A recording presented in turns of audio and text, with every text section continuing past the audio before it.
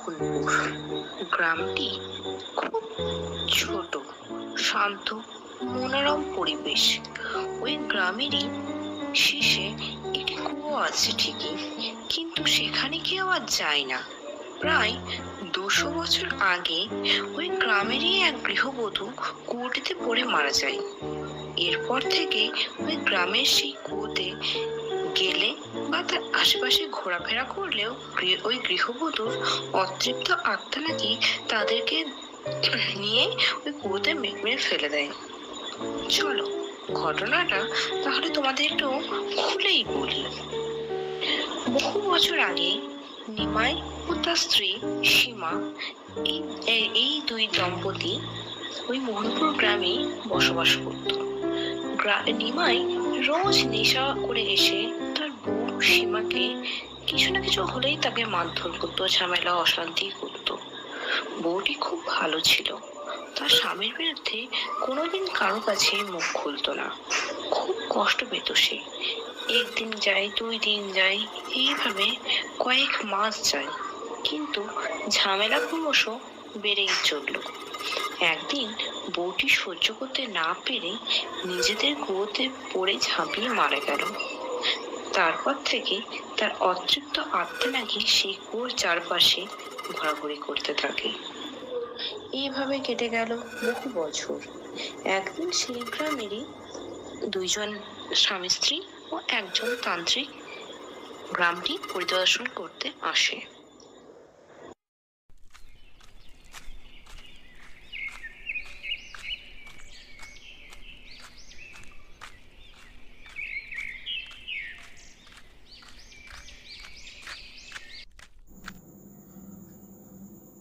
কেউ আছেন? আচ্ছা, বাড়িতে কেউ আছেন? আচ্ছা, আপনারা আসতে কোনো অসুবিধা আমরা হয়নি তো? সবাই চলে এসেছি। ভেতরে আসুন। আপনারা এসেছেন, আমার খুব ভালো লেগেছে। আজ রাতটা আপনি আমাদের বাড়িতেই কাটিয়ে দিন, কিন্তু মনে রাখবেন গ্রামের শেষ প্রান্তে একটি বাগান বাড়ির মধ্যে একটি কুয়ো রয়েছে। সেই কুয়োর ধারে পাশে কিন্তু যাবেন না, নইলে আপনার বিপদ হবে। কারণ সেই কুয়োতে নাকি একটি মেয়ের অতৃপ্ত আত্মা বাস করে, তাই ওর ধারে পাশে গেলে আপনাদের বিপদ হতে পারে। সব শুনলাম, কিন্তু সব বিশ্বাস করতে পারছি না। আপনার কথা বিশ্বাস করতে হলে আমাদেরকে ভূত দেখতে হবে, তাই আমরা গ্রাম পরিদর্শনে বেরোবো।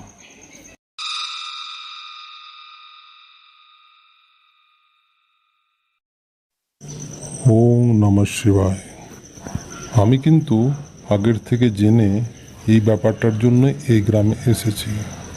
আপনাদের এই গ্রামে এই ভূতের কথা আমি অনেকবার শুনেছি বাইরে, এবং আমার গুরুদেবের কাছে আমি আদেশও পেয়েছি যে এই ভূতের কিছু একটা ব্যবস্থা করতে হবে। তাই ভূতের মন্ত্রপ্রুত যে জল ছেটালে ভূত মারা যায়, সেই সমস্ত কিছু জল এবং আরও অন্য কিছু আমি কিন্তু সাথে নিয়ে এসেছি। এই ভূতের ভবলীলা সাঙ্গ এইবার আমি করব, তাই আপনি ধৈর্য ধরুন, আপনাদের ভূতের ব্যবস্থা আমি করে দেব।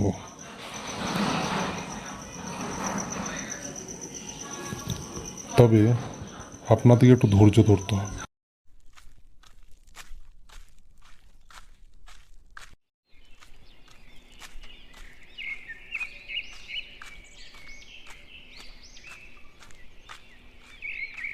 দাও না এই ফলটা আমাকে পেড়ে,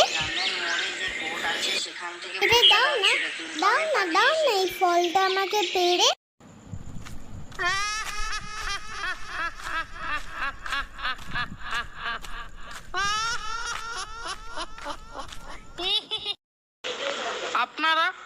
আপনাদেরকে তো এই গ্রামে কখনো দেখিনি।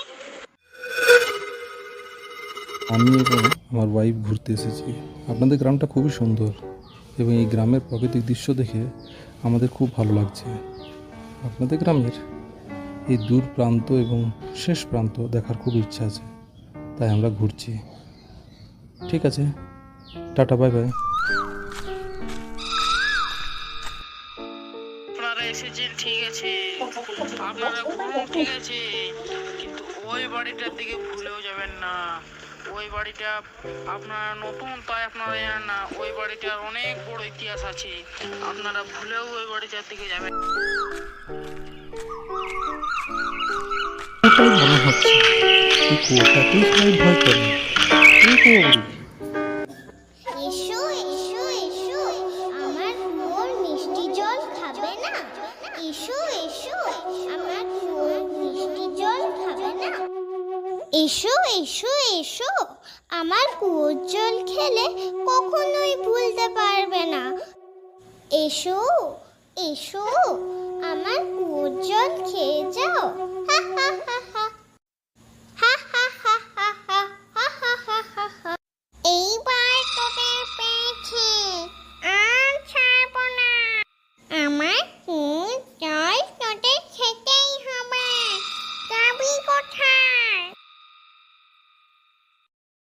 দুজনকে খেয়ে নেওয়ার পর কুয়োর মধ্যে প্রবেশ করে।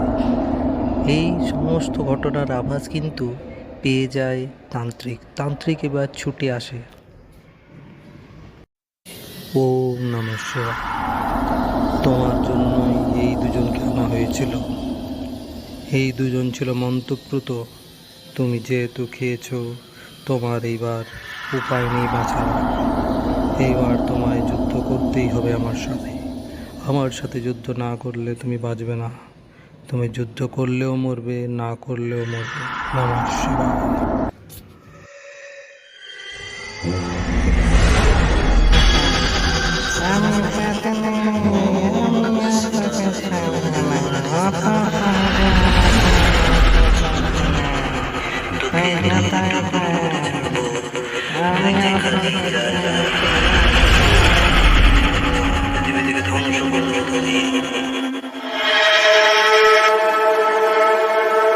পর তান্ত্রিক বাড়ি ফিরে গেল এবং এই গ্রাম বেঁচে গেল সেই ভূতের হাত থেকে।